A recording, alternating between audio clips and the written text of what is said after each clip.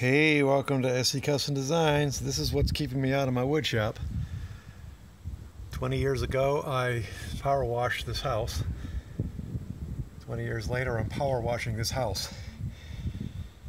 A lot of improvements going on here. New roofs. Getting the house ready to sell at some point. Who knows, next 5 years or more. But just thought I'd come up and show you the progress. I hand scraped, and did not have the power washer for the other side, which is the north side.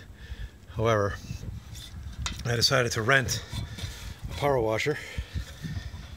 It is down there. And before I go down and I'm in the sun, this is what it looks like when you're power washing. So there you go.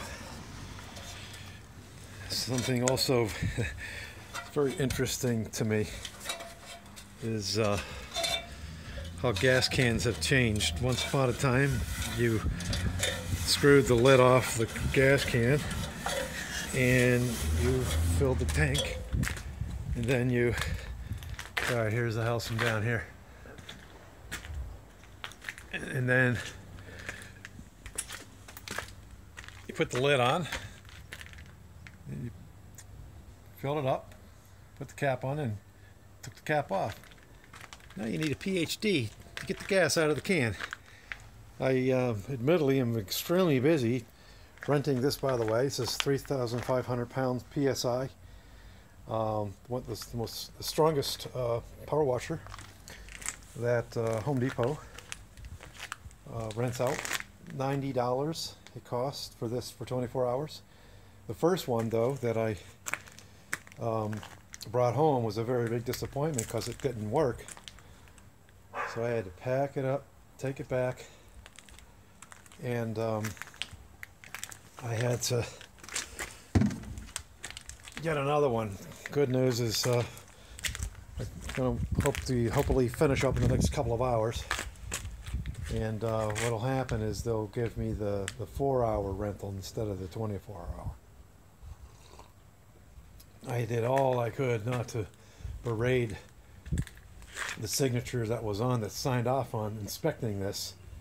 Apparently what happened was the timing was off, and so it just didn't work.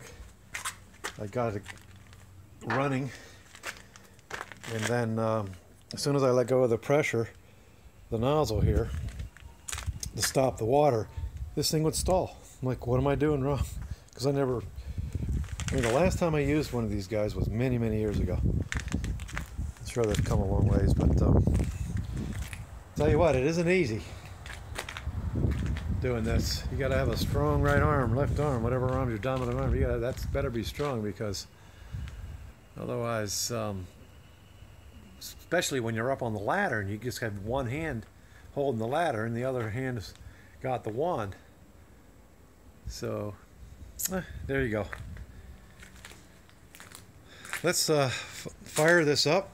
Well, maybe we won't, because I have to. I had a cup of coffee and I really want my coffee. I grind my own beans, and I don't like wasting it. Love coffee. You can see the dormers, $19,200 to have the main roof and the 3 dormers done. Back roof, front roof. This is the rear roof. It's a beautiful, beautiful thing. All new drip edge. They did a really, really good job. And then there's vinyl and metal on all my dormers, so I never have to get up there again, as long as I'm living here. Next house I get, I want to have a similar situation where I don't have to do that. Alright, just kind of sucking down my coffee. I want to give you guys an idea what the power that this thing has. It is quite powerful. It's so powerful that, you know, I know this, but, you know, what can I say? It'll eat your wood up. You can see it just ripped the fibers. Because you can't have the exact angle when you're spraying at all times.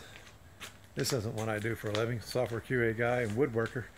Here's my woodworker. My basement is my my wood shop. I made these windows, by the way.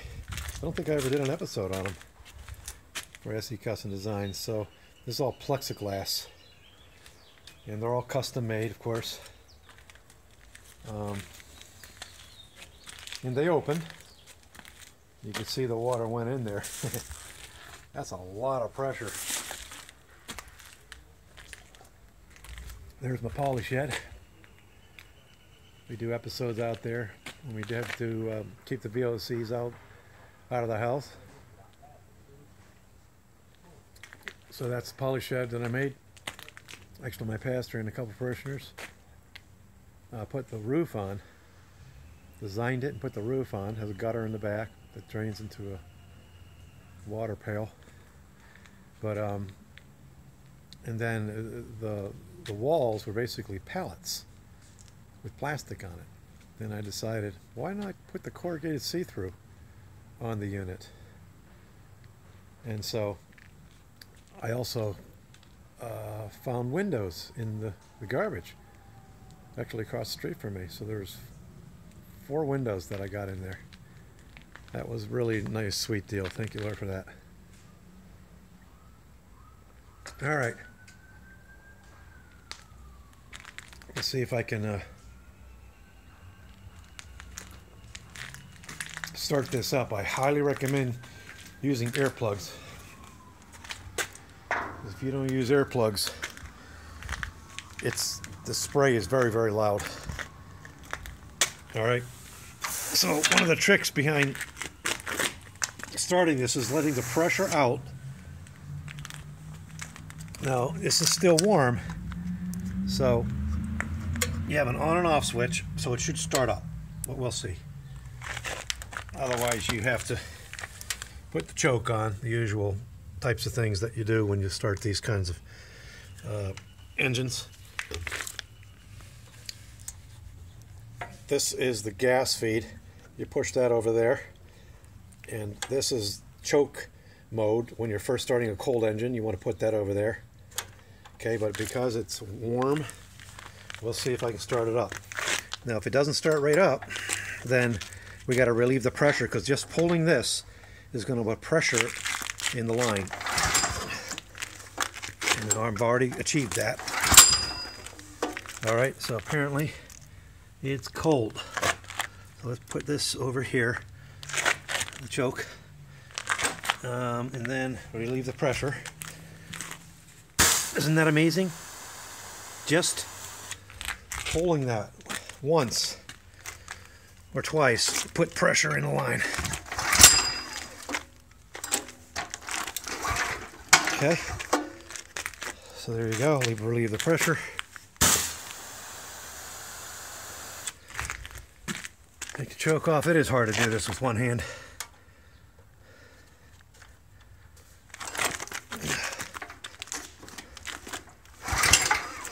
Oh.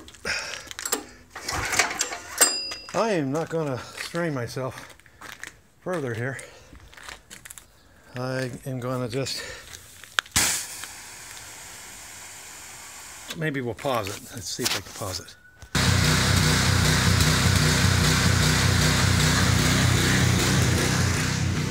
Come around to the back of my neighbor's house. You definitely want to have something for your ears. Look this episode up. Not even sure if you can see that or not. Believe it or not, this cuts decibels back quite a bit. So you need air protection when you're running this thing. It's not so much the engine, the motor, as the spray. So I'm going to give you a demo of how strong this is. We're going to show you on this pallet.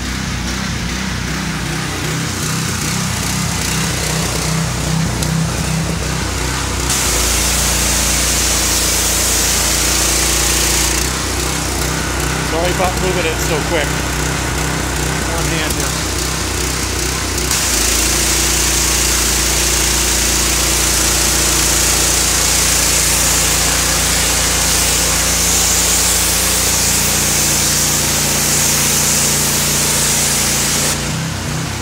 we go, folks.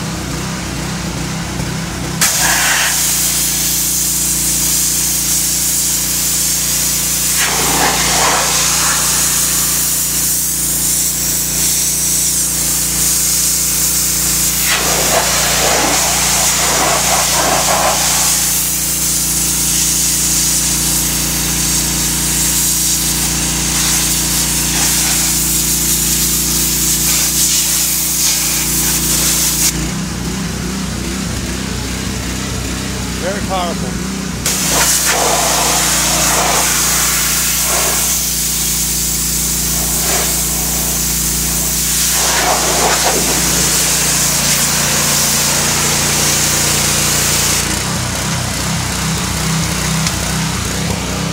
Alright, I gotta go back up there, get to work. Alright, thanks for watching. I see customer design.